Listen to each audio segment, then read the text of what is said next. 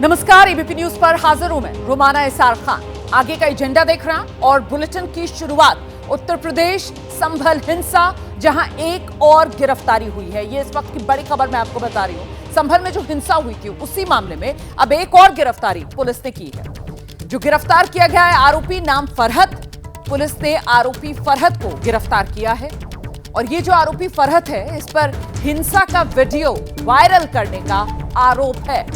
दरअसल संभल हिंसा में अब तक कुल 28 लोग गिरफ्तार कर लिए गए हैं। ये तस्वीर मैं आपको दिखा रही हूं, यही वो आरोपी फरहत है जिसे गिरफ्तार किया गया है। 28वीं गिरफ्तारी ये अभी तक संभल हिंसा में। और ये जो आरोपी है इस पर जो हिंसा हो रही थी संभल में उसका वीडियो बनाकर उसे वायरल करने का आरोप है। तो संभल हिंसा और कैसे सुनियोजित तरीके से साजिशन इस हिंसा को अंजाम दिया गया उसकी भी परत दर परत अब तस्वीर सामने आ रही है। देखिए, ये 28वां आरोपी है, नाम फरहत है, जिसे पुलिस ने गिरफ्तार किया है।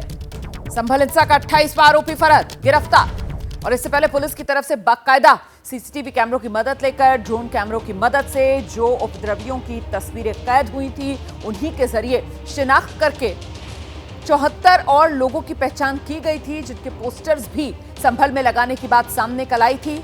और अब ये 28वां आरोपी जिसे गिरफ्तार करने में पुलिस को कामयाबी मिली है। इस बीच संभल हिंसा के 2 नए सीसीटीवी फुटेज सामने आए हैं। एबीपी न्यूज के पास ये सीसीटीवी की तस्वीरें हैं, एक्सक्लूसिव वीडियो जो मैं आपको दिखाने जा रही हूं। संभल हिंसा की ये 2 नए सीसीटीवी वीडियो सामने आए हैं। एबीपी न्यूज के पास ये एक्सक्लूसिव तस्वीरें हैं।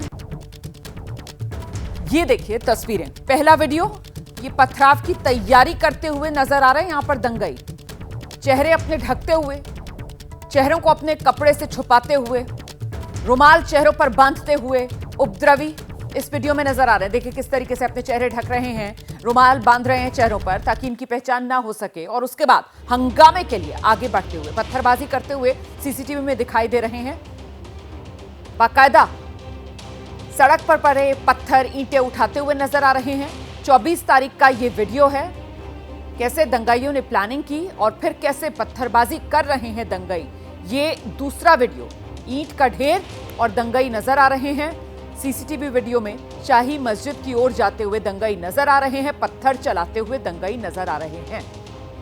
24 नवंबर के ये दोनों सीसीटीवी वीडियोस हैं जो इस वक्त आप देख रहे हैं। मैं फिर से तारीख बता दूं, जिस दिन संभल में हिंसा हुई थी 24 नवंबर दिन रविवार, और उसी दिन की ये तस्वीरें हैं सीसीटीवी में जो कैद हुई हैं। और एक तस्वीर सुबह 9:22 की, दूसरी सुबह 9:30 बजे की। और इन दोनों के जरिए आप समझ सकते हैं कि कैसे संभल में बाकायदा सुनियोजित तरीके से साजिश रचकर माहौल खराब किया गया, ये हिंसा भड़काई गई।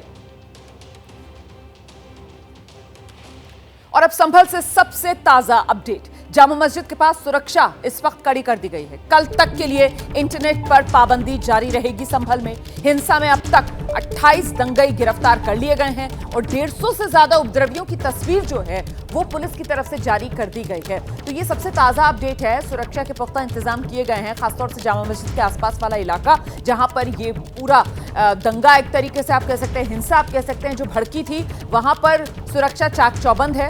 28 दंगाइयों को अभी तक गिरफ्तार कर लिया गया है। 150 से ज्यादा ये उपद्रवी हैं जिनकी तस्वीर पुलिस की तरफ से जारी कर दी गई है।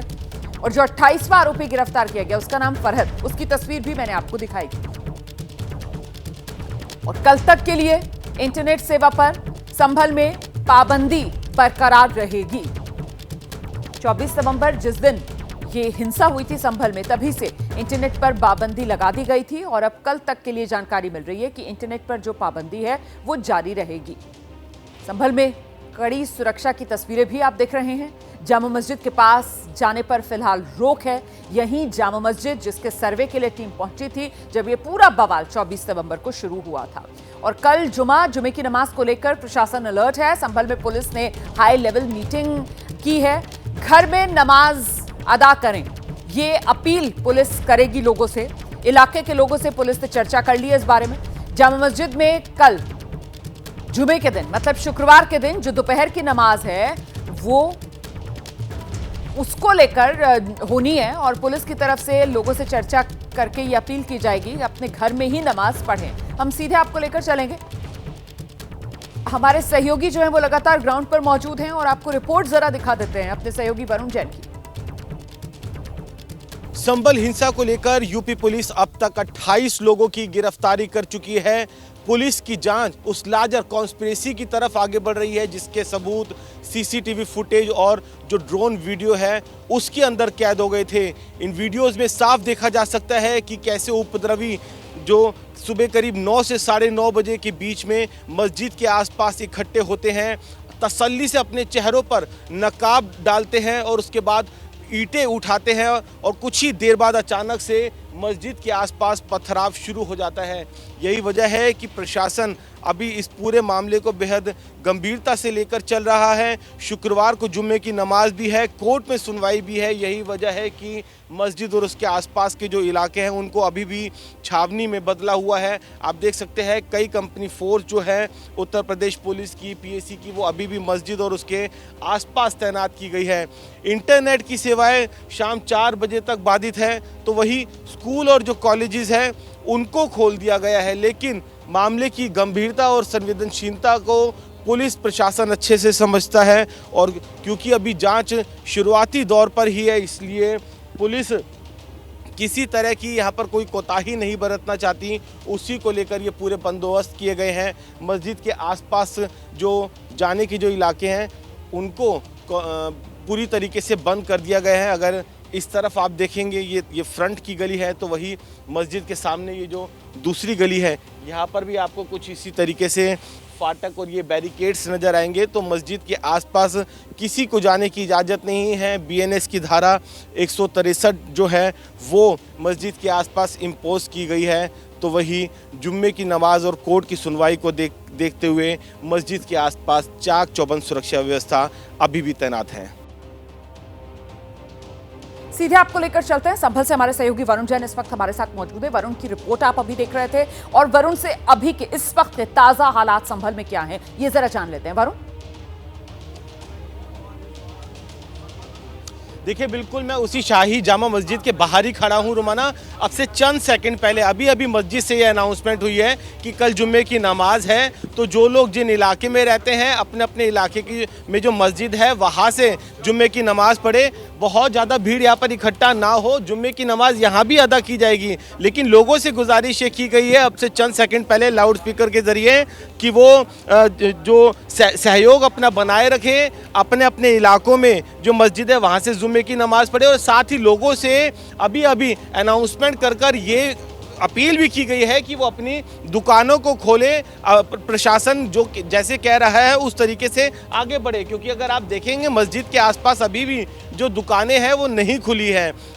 इक्की दुक्की दुकानें दोपहर में आकर खुलती हैं, लेकिन ज़्यादातर लोग अभी भी दुकान बंद किए हुए हैं। उसकी वजह यह है कि कहीं ना कहीं जो लोगों के मन के अंदर एक डर और खौफ बना हुआ है। यही वजह है प्रशासन भी अपील कर रहा है और अब से कुछ सेकंड पहले मस्जिद की तरफ से भी अपील की गई है कि लोग वापस पहले की तरह नॉर्मल ज़िंदगी में उतरें, अपनी दुकानें खोलें। और कल का दिन बहुत महत्वपूर्ण है, ये बात मस्जिद प्रशासन भी जानता है, ये बात यहाँ का जो एडमिनिस्ट्रेशन है वो भी जानता है। उन्होंने तो गुजारिश की थी लोकल एडमिनिस्ट्रेशन ने, अब मस्जिद के लाउड स्पीकर से भी अनाउंसमेंट की गई है कि ज़्यादा भीड़ इकट्ठी ना हो और अपने अपने घर के पास जो मस्जिद है वहीं से जुम्मे की जो नमाज है वो अदा करें लोग। जी देखिए, हमारे सहयोगी वरुण जैन वहीं ग्राउंड पर संभल में मौजूद हैं और बिल्कुल वो जो शाही जामा मस्जिद है जिस इलाके में ये पूरा बवाल हुआ था उसी जगह से इस वक्त की बड़ी खबर हमें दे रहे हैं कि इस शाही जामा मस्जिद से ये ऐलान किया जा रहा है कि संभल में आप रहने वाले हैं तो आपके इलाके में जो मस्जिद है कल दिन शुक्रवार और दोपहर में जो जुमे की नमाज होगी तो अपने इलाके की मस्जिद में ही जाकर आप जुमे की नमाज अदा करें। यहाँ इस शाही जामा मस्जिद में आकर भीड़ ना जुटाएं। हालांकि यहाँ पर भी नमाज होगी, मैं फिर से दोहरा दूं, नमाज पर कोई पाबंदी नहीं है यहाँ शाही जामा मस्जिद में। वरुण जैन, ऐसा ही है ना, मतलब यहाँ इस मस्जिद में प्रशासन की तरफ से नमाज पर कोई पाबंदी नहीं, लेकिन एहतियातन कि यहाँ पर भीड़ ना जुट जाए और फिर 24 नवंबर जैसे कहीं हालात ना बन जाएं जब उपद्रवी भीड़ में जो शामिल थे उन्होंने पथराव कर दिया था, हिंसा हो गई थी, लोगों की जान चली गई थी। इसीलिए ये सतर्कता बरती जा रही है। वरुण, देखिए निश्चित तौर पर, क्योंकि भीड़ जो इकट्ठा होती है उसके बीच में कुछ ही उपद्रवी होते हैं, वही पूरे हालात जो है उनको खराब करते हैं। यही वजह है कि पुलिस प्रशासन भी नहीं चाहता। उस दिन भी जो मस्जिद का प्रशासन है वो पुलिस के साथ था, बहुत ही शांतिपूर्वक यहाँ पर सर्वे का काम चल रहा था, लेकिन बावजूद उसके जो उपद्रवी बीच में भीड़ के थे उन्होंने पूरा तांडव मचाया और आपने देखा किस तरीके से हालात खराब होते चले गए थे। और यही वजह है, उसी से सीख लेते हुए एडमिनिस्ट्रेशन ने तो लोगों से अपील की थी कि भीड़ जहाँ पर ज़्यादा ना जुट पाए, तो वही अब मस्जिद के भी जो लाउड स्पीकर है वहाँ से लगातार ये अनाउंसमेंट की जा रही है। तो कहीं ना कहीं जो मस्जिद प्रशासन, यहाँ का जो एडमिनिस्ट्रेशन है, आसपास के लोग हैं, वो बेहद कोऑपरेट करते हुए नजर आ रहे हैं, लेकिन उस भीड़ के बीच में कौन सा उन्मादी चेहरा है, कौन सा उपद्रवी है, वो पहचान नहीं की जा सकती। यही वजह है कि भीड़ इकट्ठी ना हो, ज़्यादा लोग यहाँ पर इकट्ठा ना हो। तो इस बात की सिर्फ गुजारिश की जा रही है, मस्जिद में जिस तरीके से नमाज पहले पढ़ी जाती थी वैसे आज भी पढ़ी जा रही है, कल भी पढ़ी गई थी और आने वाले शुक्रवार को भी पढ़ी जाएगी, क्योंकि एक जुम्मे की नमाज है, शुक्रवार है, एक बड़ा दिन होता है। तो जो शाही जामा मस्जिद है वहाँ पर बड़ी संख्या में लोग पहुँचते हैं नमाज अदा करने के लिए, इसलिए ये अपील की गई है कि बहुत ज़्यादा भीड़ इकट्ठा ना हो, जिससे किसी तरह का कोई जो अनवांटेड एलिमेंट से अपने मंसूबे में कामयाब ना हो पाए, उसी को लेकर ये गुजारिश की गई है। और साथ ही अगर आप विजुअल्स भी देखेंगे तो यहाँ पर किस तरीके से पुलिस कंपनी फोर्स अभी भी तैनात है। यहाँ पर जो इंटरनेट है वो शाम तक इंतजाम किए गए हैं और साथ ही मस्जिद से लगातार वो ऐलान भी होता हुआ सुनाई पड़ रहा है, जिसमें कहा जा रहा है कि बेहतर यही है आप अपने इलाकों में जो मस्जिद है संभल में, वहां पर जुमे की नमाज कल अदा करें और यहाँ शाही जामा मस्जिद में भी नमाज होगी, लेकिन बेहतर यही कि लोग यहाँ पर भीड़ इकट्ठा ना करें। इस तरीके के ऐलान वहां संभल में किए जा रहे हैं। इस बीच संभल हिंसा को लेकर मुरादाबाद के जो कमिश्नर हैं उनका बयान आया है। संभल में हालात पूरी तरीके से सामान्य हैं, ये बयान दिया गया है। एहतियात के तौर पर संभल में सुरक्षा कड़ी रखी गई है।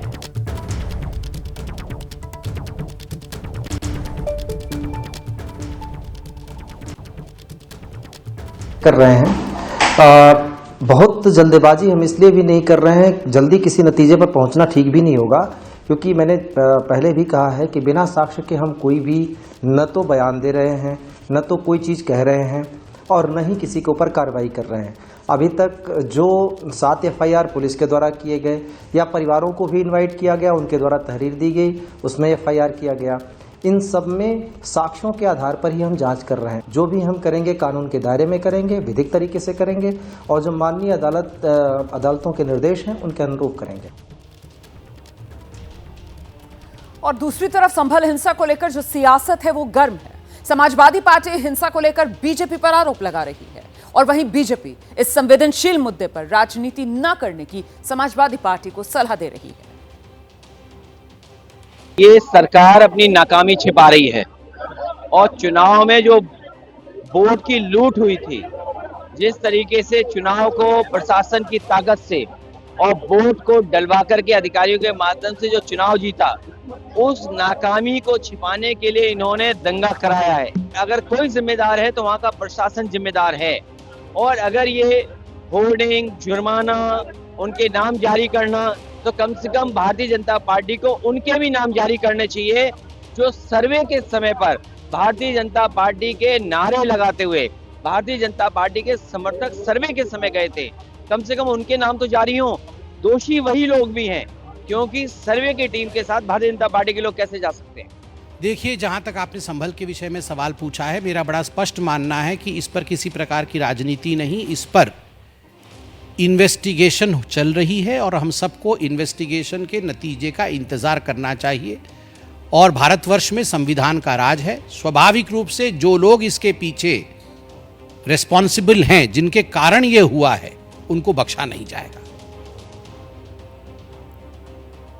और आइए सीधे आपको लेकर चलते हैं। वरुण जैन हमारे सहयोगी इस वक्त हमारे साथ मौजूद हैं और उन्हीं से जरा जानते हैं कि एक तरफ तो ये सियासी आर-पार जो इस पूरे मामले पर छिड़ा हुआ है, वहीं दूसरी तरफ प्रशासन जिस तरीके से चिन्हित करने में जुटा हुआ है इन उपद्रवियों को। जो बात सामने आ रही थी कि इनकी पहचान करके पोस्टर्स लगाए जाएंगे और फिर जो जुर्माना है, जो नुकसान हुआ है, वो भी इन्हीं से जुर्माने के तौर पर वसूला जाएगा, उसको लेकर क्या जानकारी है वरुण?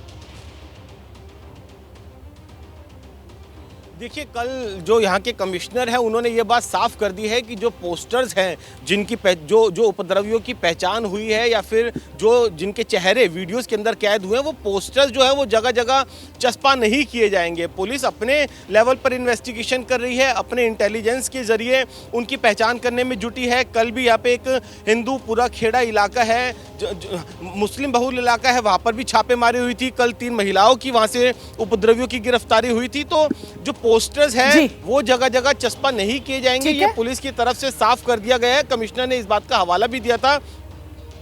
जी, बहुत शुक्रिया आपका वरुण जैन इस तमाम जानकारी के लिए। तो पोस्टर्स जगह जगह चस्पा नहीं किए जाएंगे, पुलिस अपने स्तर पर तफ्तीश करने में जुटी है और पकड़ने की तैयारी में उपद्रवियों को जिन्होंने माहौल बिगाड़ा। आगे बढ़ रहे हैं, अगली बड़ी खबर दिल्ली से आ रही है। ईडी की टीम पर दिल्ली में हमला हो गया है। इस वक्त की बड़ी खबर मैं आपको बता दूं, इन्फोर्समेंट डायरेक्टरेट की टीम जिस पर राजधानी दिल्ली में हमला हो गया है, और यह हमला जो हुआ है वो दिल्ली के बिजवासन इलाके में हुआ है। बिजवासन इलाके में ईडी की टीम पर हमला साइबर क्राइम से जुड़ा एक मामला था और इस मामले की जांच करने के लिए ईडी की टीम दिल्ली के बिजवासन इलाके में पहुंची थी, जहां पर ईडी की टीम पर हमला हुआ है। जानकारी क्या है पूरी, सीधे आपको लेकर चलेंगे। मनोज वर्मा हमारे सहयोगी इस वक्त हमारे साथ मौजूद है। मनोज, बताइए जरा विस्तार से इस खबर के बारे में। जी बिल्कुल, देखिए आपको बताना चाहूंगा कि आज सुबह मॉर्निंग में जो ईडी की टीम है वो बिजवासन इलाके में साइबर फ्रॉड के एक मामले की इन्वेस्टिगेशन करने के लिए पहुंची थी, सर्च करने के लिए पहुंची थी। तभी वहां पर जो आरोपी मौजूद थे उन्होंने ईडी की टीम पर हमला कर दिया। अभी जो नाम सामने आ रहा है कि एक अशोक शर्मा है और उसका जो भाई है उसने ईडी की टीम पर हमला किया है, जिसमें असिस्टेंट डायरेक्टर लेवल के जो एक अधिकारी हैं ईडी के वो घायल हो गए हैं। फिलहाल पुलिस की जो टीम है वो भी मौके पर पहुंच चुकी है और जो जानकारी मिल रही है उसके मुताबिक जब ईडी की टीम वहां सर्च के लिए पहुंची थी तब 4-5 लोग वहां पर इकट्ठा हो गए थे और जैसे ही ईडी की टीम अंदर दाखिल होने की कोशिश कर रही थी, जिस प्रीमिसेस में रेड की जानी थी, वहां पर अचानक से अशोक शर्मा और उसके भाई ने ईडी की टीम पर हमला कर दिया। एक असिस्टेंट डायरेक्टर लेवल के जो अधिकारी हैं वो इस हमले में घायल हो गए हैं, उन्हें अस्पताल ले जाया गया। इसके अलावा इस मामले की जानकारी पुलिस को भी दे दी गई है, पुलिस की टीम मौके पर पहुंच गई है और जांच की जा रही है। ये भी बताया जा रहा है कि एक आरोपी वहां से फरार भी हो गया, उसकी भी तलाश की जा रही है। बहुत शुक्रिया मनोज, इस तमाम जानकारी के लिए नजर बनाकर रखिएगा। जैसे ही कोई और अपडेट आएगा फौरन दर्शकों तक पहुंचाएंगे। ईडी की टीम पर बिजवासन इलाके में हमला, जिसमें ईडी के एक अधिकारी घायल हुए हैं, जिन्हें अस्पताल में भर्ती करा दिया गया। राजस्थान में अजमेर दरगाह और वहां मंदिर होने का दावा किया गया है। दरगाह में शिव मंदिर होने का दावा किया गया है। दरगाह को मंदिर बताने वाली ये जो याचिका अदालत में लगाई गई थी उसे अदालत ने मंजूर कर ली है। अदालत ने हिंदू सेना की तरफ से दाखिल इस याचिका को मंजूर किया है।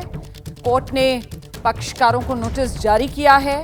20 दिसंबर इस मामले में सुनवाई होगी अदालत में।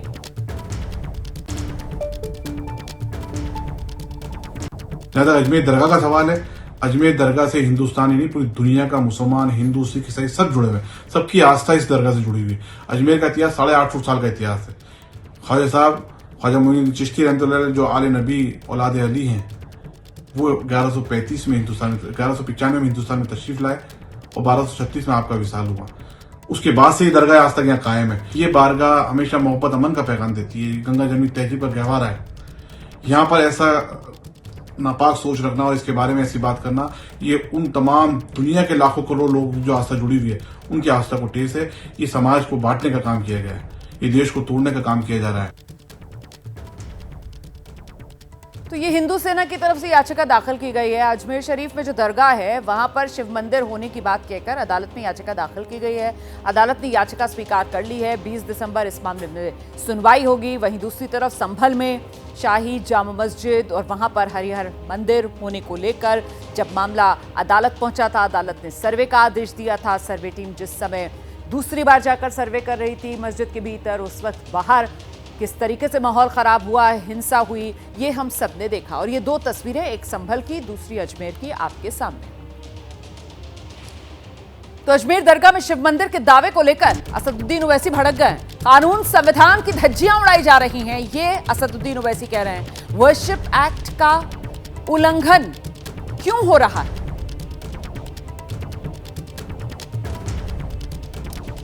तो ये असदुद्दीन ओवैसी ने एक्स पर पोस्ट किया है। उनके आस्थान पर सदियों से लोग जा रहे हैं और जाते रहेंगे इंशाल्लाह। कई राजा महाराजा शहंशाह आए और चले गए, लेकिन ख्वाजा अजमेरी का आस्थान आज भी आबाद है। 1991 का इबादतगाहों का कानून साफ कहता है किसी भी इबादतगाह की मजहबी पहचान को तब्दील नहीं किया जा सकता। यह अदालतों का कानूनी फर्ज है। 1991 प्लेसेस ऑफ वर्शिप एक्ट को अमल में लाए। बहुत ही अफसोसनाक बात है, हिंदुत्व की तंजीमों का एजेंडा पूरा करने के लिए कानून और संविधान की धज्जियां उड़ाई जा रही हैं। सुल्तान हिंद ख्वाजा मोइनुद्दीन चिश्ती भारत के मुसलमानों के सबसे अहम औलिया इकराम में से एक हैं। तो ये असदुद्दीन ओवैसी की तरफ से सोशल मीडिया पर पोस्ट किया गया है। और अब बड़ी खबर मैं आपको बता दूं, हैदराबाद से आ रही है। हैदराबाद में एक गोदाम में भीषण आग लग गई है। ये इलाका जो है वो बताया जा रहा है गुड़ी मलकापुर का इलाका, जहां गोदाम में भीषण आग लग गई है। दमकल विभाग ने इस आग पर काबू पाया। बहुत मशक्कत करनी पड़ी और उसके बाद आग पर काबू पाया गया। ये बीती रात का मामला है। देखिए आप किस तरीके से रात के अंधेरे को चीरते हुए आग की ये लपटें उठती हुई नजर आ रही हैं। भीषण आग थी। मौके पर पहुंची फायर ब्रिगेड की टीम। बड़ी मशक्कत के बाद दमकल विभाग ने इस आग पर काबू पाया। कई घंटे की मशक्कत करनी पड़ी और उसके बाद आग पर काबू पाया जा सका।